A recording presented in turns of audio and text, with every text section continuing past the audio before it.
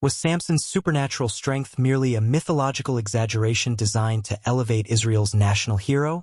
Or does it represent something more profound about the relationship between divine power and human vessels? This question strikes at the heart of how we interpret ancient religious texts and understand the concept of divine empowerment. The biblical account presents some remarkable claims about Samson's abilities that stretch the boundaries of human capability. He single-handedly killed 1,000 men with only a donkey's jawbone, Judges 15 verse 15. He tore a young lion apart with his bare hands, as one would tear a young goat, Judges 14 verse 6. He uprooted the gates of Gaza, posts and all, and carried them to the top of a hill, Judges 16 verse 3. He broke new ropes binding him, as if they were threads, Judges 16 verse 12. These feats transcend normal human ability, raising profound questions about the nature of Samson's strength and its source. The biblical text consistently attributes Samson's power not to his physical form but to the Spirit of the Lord that came powerfully upon him at key moments. This spiritual empowerment represents a fundamental aspect of ancient Hebrew understanding of divine interaction with humanity. Unlike Greek heroes whose strength often came from divine parentage or personal training, Samson's power stemmed from his consecration to God through the Nazirite vow taken before his birth. This Nazirite vow provides the essential framework for understanding Samson's strength. Number 6 outlines the 3 primary restrictions of this vow: abstaining from wine and fermented drinks, avoiding contact with dead bodies, and prohibiting any cutting of hair. For Samson, this vow wasn't a personal choice but a prenatal consecration announced by an angel to his previously barren mother. The angel specifically emphasized that no razor may be used on his head, establishing the uncut hair as the physical manifestation of his spiritual covenant. Archaeological evidence from the ancient Near East reveals that hair often carried significant symbolic and religious importance across multiple cultures. In Mesopotamian traditions, hair symbolized life force and vitality. Egyptian priests practiced ritual head shaving as part of purification ceremonies, while keeping certain locks grown as symbols of their dedication. Within this cultural context, Samson's uncut hair represented not merely a physical attribute but a visible symbol of his covenant relationship with Yahweh. What makes Samson's strength particularly fascinating is its conditional nature. Unlike other heroes of antiquity whose powers were intrinsic to their being, Samson's strength depended on his covenant fidelity. Each time he violated aspects of his Nazirite vow, through contact with dead bodies, feasting with Philistines, and eventually the cutting of his hair, he moved closer to losing divine favor. This conditional empowerment creates a theological framework where human choice and divine blessing intersect, raising profound questions about free will and predestination. The climactic moment when Delilah cuts Samson's hair becomes more than just a physical alteration. It represents the severing of his covenant bond.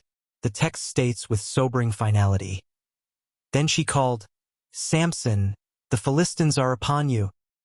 He awoke from his sleep and thought, 'I'll go out as before and shake myself free.' But he did not know that the Lord had left him." Judges 16 verse 20. This departure of divine presence, not the haircut itself, constitutes the true source of his weakness.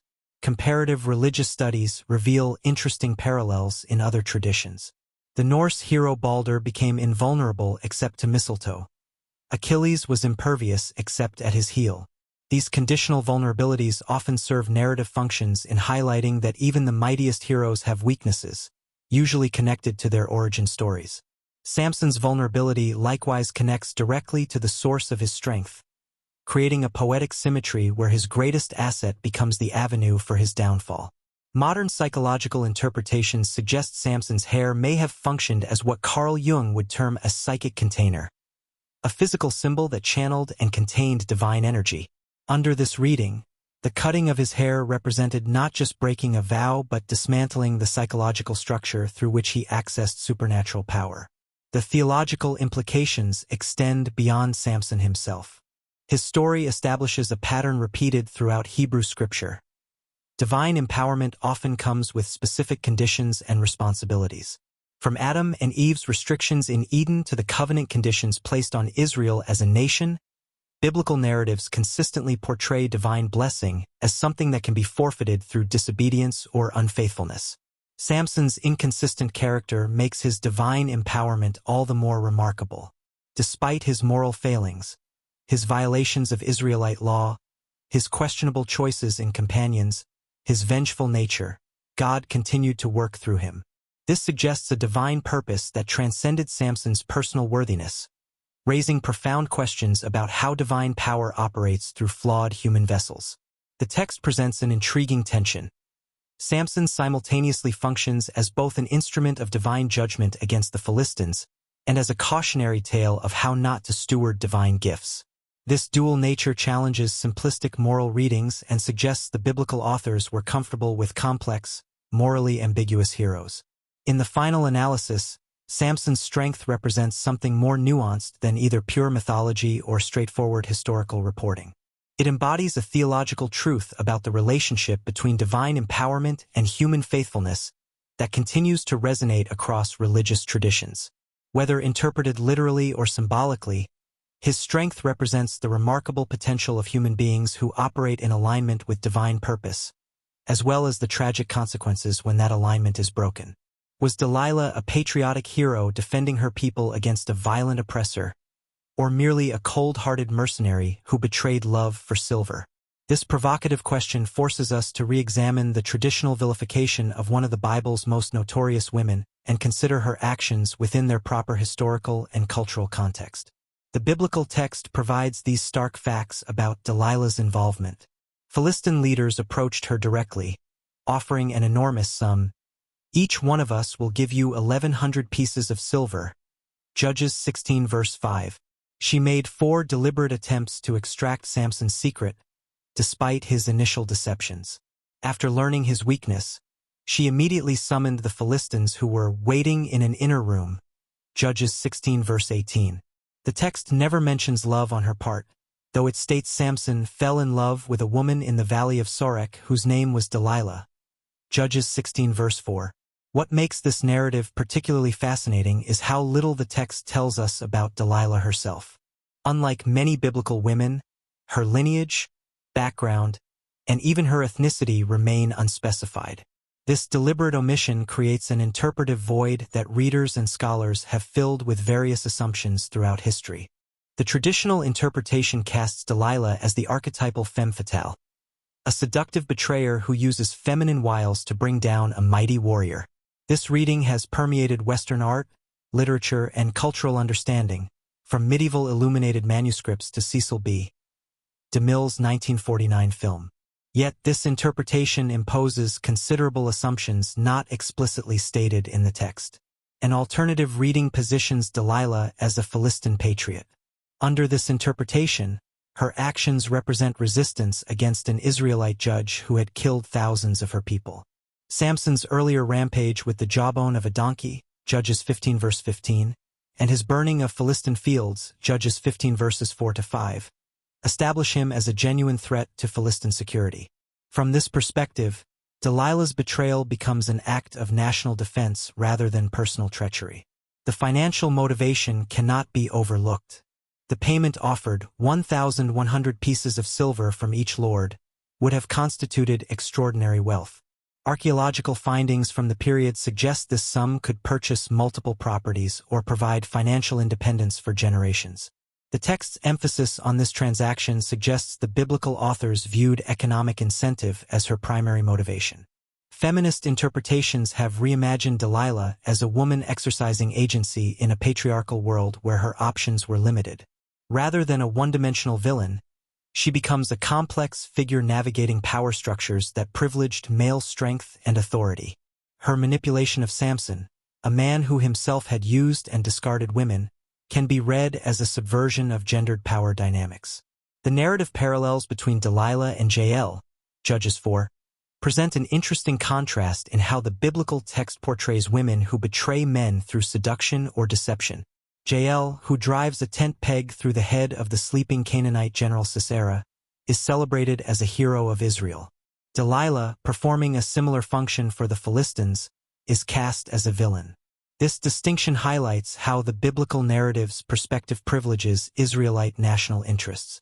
The text's silence on Delilah's feelings toward Samson is significant. While it explicitly states Samson fell in love with her, it never attributes similar emotions to Delilah. This asymmetry suggests a relationship characterized by emotional imbalance. Samson invested with passion, Delilah perhaps maintaining emotional distance that facilitated her betrayal. Historical context provides additional insight. The period of the Judges represented a time of significant conflict between Israelites and Philistines over territorial control in the region. Archaeological evidence from the 12th to 11th centuries BCE reveals the Philistines as a sophisticated maritime culture with advanced military technology, particularly their monopoly on iron weapons. This technological advantage made them a formidable threat to Israelite settlements, contextualizing the significance of neutralizing a warrior like Samson. The literary structure of the narrative itself offers clues about how the original audience might have understood Delilah.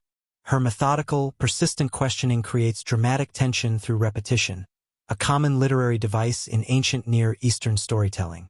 This structure emphasizes Samson's foolishness in returning repeatedly despite clear warning signs, shifting some moral culpability from Delilah's deception to Samson's recklessness. Whether viewed as villain, patriot, or pragmatist, Delilah remains an enigmatic figure whose actions and motivations continue to captivate readers thousands of years later. Her portrayal raises profound questions about loyalty, betrayal, and how history judges those who act against powerful figures. In the complex moral landscape of the Book of Judges, where everyone did what was right in their own eyes, Judges 21 verse 25.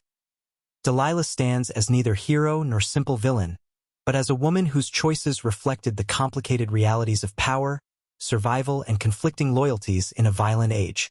Does Samson's ultimate fall represent a uniquely biblical tragedy, or does it reveal a universal pattern of human vulnerability that transcends time and culture? This question cuts to the heart of why this ancient story continues to resonate with audiences thousands of years after it was written. The biblical account reveals a striking pattern in Samson's interactions with Delilah. 3 times Delilah directly asks, "Tell me the secret of your great strength." Judges 16 verses 6 and 10, 13. 3 times Samson provides false answers, each tested while he sleeps. Despite this transparent pattern of betrayal, he eventually reveals his true weakness. After each betrayal, he returns to her, ignoring obvious danger signs. The text states, "With such nagging she prodded him day after day until he was sick to death of it." Judges 16 verse 16. This cycle of temptation, deception, and willful blindness forms the psychological core of the narrative and provides its enduring power. What makes Samson's behavior particularly fascinating is its apparent irrationality. Here stands a man of extraordinary physical strength and divine blessing who cannot muster the willpower to break free from a transparently destructive relationship. The text offers no explicit explanation for this contradiction, leaving readers to grapple with the psychological complexity of a hero who seems simultaneously powerful and powerless. Samson's pattern with Delilah doesn't exist in isolation but represents the culmination of a lifelong cycle. His earlier relationship with the woman from Timnah, Judges 14, established the template: attraction to forbidden women, betrayal of confidence, and violent consequences. His encounter with the prostitute in Gaza, Judges 16 verses 1 to 3, continues this pattern. By the time he meets Delilah, the cycle has become deeply ingrained in his character, suggesting a psychological compulsion rather than mere poor judgment. The narrative employs dramatic irony to heighten the tension. Readers know what Samson seemingly cannot grasp: that Delilah intends to betray him. This creates a peculiar emotional experience where audiences simultaneously feel superior to Samson's blindness, while recognizing in his behavior universal human tendencies towards self-deception and rationalization. Ancient Near Eastern literature frequently featured tragic heroes undone by character flaws or hubris. The Epic of Gilgamesh, the Atrahasis epic, and Greek tragedies all explored similar themes of powerful figures brought low through their own weaknesses. The Samson narrative fits within this broader literary tradition while adding distinctive theological dimensions about covenant faithfulness and divine purpose working even through human failure. Psychologically, Samson exhibits what modern therapists might identify as addictive relationship patterns. His repeated return to Delilah despite clear evidence of betrayal parallels addiction cycles where immediate emotional or physical gratification overrides rational self-preservation instincts. The texts mention that he became sick to death of her nagging yet still yielded suggests the powerful grip of emotional dependence. The gender dynamics within the narrative warrant particular attention. Throughout Judges, Samson repeatedly underestimates women. First his wife from Timnah who extracts his riddle answer, then Delilah who discovers his strength's secret. This pattern reflects a specific form of hubris, the assumption that women pose no real threat to male power, that ultimately proves fatal. The irony that the mighty warrior falls not in battle but in a bedroom underscores this subversion of traditional masculine power narratives. Religious interpretations throughout history have emphasized the moral dimensions of Samson's fall. Augustine viewed the story as illustrating the dangers of carnal desire overriding spiritual commitment. Rabbinic tradition often portrayed Samson as squandering his divine gifts through moral compromise. These readings highlight how Samson's physical blindness after capture symbolically represents his prior spiritual blindness to the consequences of his actions. The narrative structure creates a powerful thematic statement about sight and blindness. Samson begins with physical sight but moral blindness, ignoring obvious dangers. He ends physically blinded but with restored spiritual sight, as evidenced by his final prayer acknowledging dependence on God. This chiastic structure, a literary pattern forming an X shape, suggests Samson's tragedy contains elements of redemption. His greatest moment of strength occurs after his greatest weakness has been exposed. Contemporary psychological research on decision-making offers intriguing parallels to Samson's behavior.